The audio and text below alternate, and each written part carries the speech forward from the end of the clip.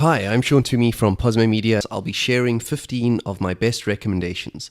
These are tips, tricks, best practices, and strategies that you can apply to your email marketing using ConvertKit. So let's get started. So number one is remember that your subscribers are people just like you and me. Whether you send them down a funnel of opt-ins and thank you pages with upsells or downsells, whether you send them a broadcast email, always remember that you're speaking with a person with dreams and hopes and challenges. And so write your emails accordingly. Then number two, respect your subscribers.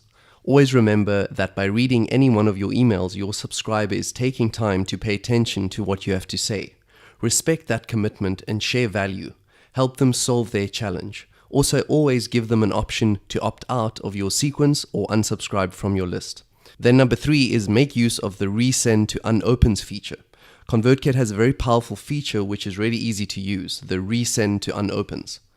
It's a function that lets you resend an email broadcast to those subscribers that have not opened your email. When using this, I strongly recommend making some slight changes to the subject and the body of the email so that you don't send out the exact email twice. Number four is track your numbers. ConvertKit provides us with a bunch of metrics that we can use to better understand how our emails are performing. If we look at some of them under email broadcasts, we get metrics for recipients, open rate, clicks, and unsubscribers.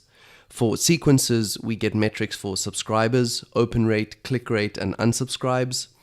And for forms, we get visitors, subscribers, and conversions. With forms, this is assuming that you're using the ConvertKit forms. I know that some of you might be using integrations and you might be using other apps as your landing pages, for example, using Thrive leads with WordPress. If that's the case, then you obviously won't see these metrics inside of ConvertKit. You'll need to find these stats within your other application, assuming they provide these metrics. If, for example, you're using Thrive themes, then I know for a fact that you can find these metrics in the back end of Thrive leads. So track these numbers. They'll give you the insights that you need to understand what's working and what isn't working, what's resonating with your subscribers and what they don't care much about. Number five is get to know your subscribers and store that information using tags. Every time we send our subscribers an email, we have an opportunity to learn something about them and tag them accordingly. But the thing is, we need to build this into our emails using links. We need to give our subscribers the option to give us feedback by clicking on links. So whenever you include a link in an email, make sure to tag the user if they click this link. So you don't want to overdo this, but tags are there to add additional information about each one of our subscribers. So make use of tags to better understand each subscriber. Number six is use a descriptive tag naming scheme. So when setting up your tags in your account, make use of a naming convention that makes sense to you and then document the process so that you can share it with your team or with whoever needs to understand it. So some examples you might want to use is LM for lead magnet, and then so LM : and then the name of the lead magnet. You might want to create a tag called purchased : and then the name of the product. Another one that I use is AS : and then the name of the sequence. AS stands for active sequence, so that if a subscriber is actively inside a sequence, then I use that tag to indicate that. Another one is do not send : and then the name of a sequence. If someone opts out of a specific sequence, you can obviously create as many tags as you need, and this is up to your imagination and to your preferences and your requirements. My recommendation is to keep your tag standard and keep a record of these names in your own internal documentation. Number seven is use trigger links to save time and avoid errors. When including a link inside an email, you can either set this up once inside the actual email, or you can first create a trigger link as a rule, and you'll find that under automations. If you'll be using the same exact link and associated tag in multiple emails, then set this up as a trigger link under rules. It'll save you time in applying this inside multiple emails, and you'll avoid making mistakes. Also, if the link changes that you're sending your subscribers to, you'll be able to change it in one location and it'll automatically update in all emails where you've made use of that specific trigger link. Then number eight is use sequences and automations. And this seems like an obvious recommendation, but I believe some ConvertKit users purely use broadcasts and they don't use the power that ConvertKit offers. So what makes ConvertKit so powerful is sequences and automations. So let's face it, if you just want to send out email broadcasts, you could have done that with some simpler and cheaper email application. But in ConvertKit, you can set up sequences and automations that'll run based on events and triggers. This might be a simple onboarding sequence that you send to subscribers or new buyers after they've signed up for something or made a purchase. And it might even be a more complex automation of some kind of a sales funnel. So my recommendation is just make use of the power of ConvertKit. Play around with things and implement these powerful features that will work for you while you sleep. Then number 9 is broadcasts versus sequences. This is also a common confusion and mistake. Broadcasts are time specific and sequences are event specific. So if you need to send an email at a specific time, send it or schedule it as a broadcast. If, however, an email needs to be sent out after a specific event has happened, for example, someone opts into something or someone buys something, then set it up as a sequence. I often see people get confused with these two, so understand the difference and use them accordingly. Then number 10 is automations are powerful. I've set up an email course as an automation in ConvertKit for a client of mine that takes into account engagement. When a subscriber opts in for the email course, they immediately receive the first lesson, but what happens next depends on their engagement. If the user, for example, clicks the link in the first lesson, then they'll receive the next lesson 24 hours later. If, however, the user doesn't click the link in the lesson, then they'll only receive the next lesson 72 hours later. We sort of build in a delay because the idea is to reward a user for engagement by sending them the next lesson sooner. I've seen different variations of a email course that includes engagement.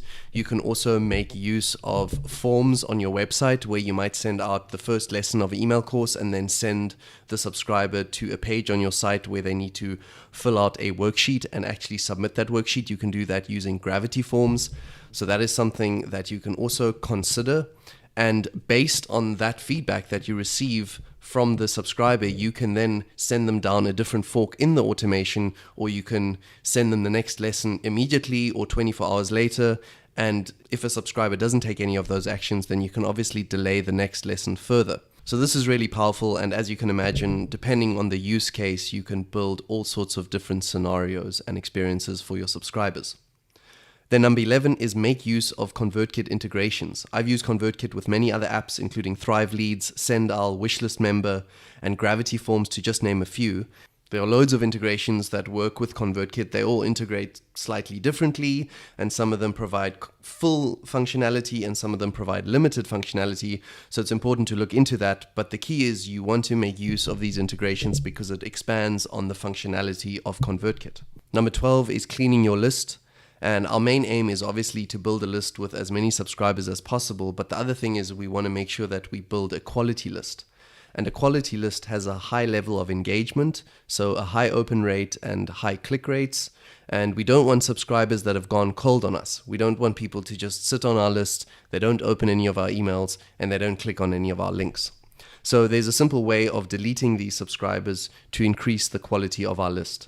And ConvertKit actually has a support page for this specific topic. It's called How to Prune Cold Subscribers from Your List. So the first thing you want to do is select all your cold subscribers, and you do this on your subscribers page where you have a long list of all your subscribers. You can use this drop-down menu here to select cold subscribers, and this will filter your subscribers down to only show the subscribers that haven't been engaging with your content. Then what you want to do next is you want to select those all and you want to tag those subscribers with some kind of tag, for example, cold subscribers. And then next you want to create an automation rule and you want to set up a trigger link that takes the subscriber to a specific page on your website, and the content on this page simply needs to say, "Thanks for letting us know, we won't delete you off our list." And when someone clicks this trigger link, then what you want to do is remove the cold subscribers tag. So you set that up under rules, under automations. Then the next step is to send out a breakup broadcast to your cold subscribers. So you only want to send this to cold subscribers.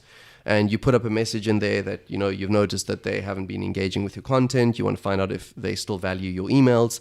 And if they want to remain on your list, then you want to ask them to click the link. And this is where you insert that trigger link. So when a subscriber clicks on this list to stay on your list, then you automatically remove that tag from that subscriber. After you've sent out that email, I would say wait a few days, maybe wait 7 days or so. And then I would actually use the resend to unopens feature to resend a similar or the exact same email to those people that didn't open that email, to just give them another chance to click that link. And then I'd probably wait another 7 or 14 days just to be safe. And after that, I would delete everyone that is still tagged as being a cold subscriber. and that's how you clean up your list and increase the quality of your list.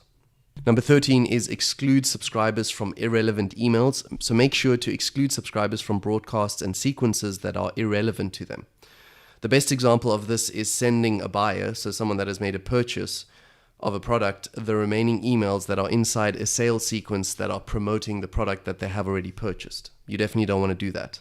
So as soon as someone becomes a buyer, they should no longer receive emails promoting the product they've already purchased. You do this by always tagging a subscriber whenever they've made a purchase. This will depend on what system you use for your e-commerce, for your online sales. I've set this up using Sendal and Wishlist Member, and it will work with all the other e-commerce integrations that ConvertKit offers. You might need to look into some of them just to see how exactly that works. But assuming you tag buyers with a purchase tag, then when setting up a sequence, you can add that tag to the exclusion field. That means that any subscriber that is tagged with that tag won't receive future emails within that sequence. So it's simple enough to do this, but unless it's set up correctly and configured correctly, buyers might still be getting sales emails, which is what you want to avoid. This obviously also applies to other scenarios. If, for example, someone has registered for a webinar already, you don't want to keep promoting that same webinar to someone that has already registered. Moving on to number 14, use segments to group subscribers. Make sure to use the segments feature to group subscribers. This can be very useful when it comes to including or excluding subscribers from future email broadcasts or sequences. Using segments is a great way of better organizing your subscribers inside your account, place them into groups or into buckets, and it'll definitely save you time and avoid any errors. An example of this is if you want to send out a new broadcast, for example, but you don't want to send that broadcast to a bunch of subscribers that have been tagged with a list of tags. The easiest way of doing that is to create a segment that is made up of all the subscribers that are tagged with those different tags.